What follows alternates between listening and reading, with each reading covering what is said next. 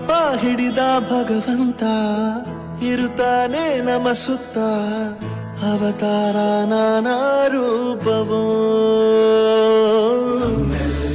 ಹಣೆ ಬರಹ ತಿದ್ದಿ ಬರೆಯಲು ಕತ್ತಲೆಯಿಂದ ಬಂತ ನಮ್ಮ ಕೈಯ ಹಿಡಿಯುತ್ತ ಕರೆದೊಯ್ದ ಬೆಳಕು ತೋರಲು ಗದರೋದು ನಮ್ಮ ಬೆಳೆಸಲು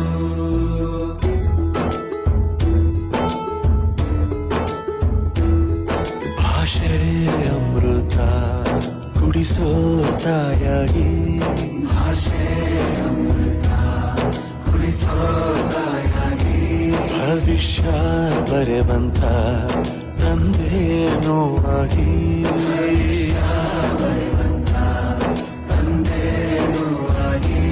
ಚಂದದ ಜೀವನ ನೀಡಿರೋ ಗುರುಗಳು ನಮ್ಮ ಗುರುಗಳು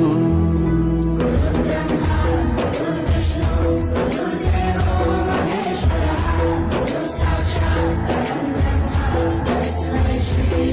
ಗುರವೇ ನಮಃ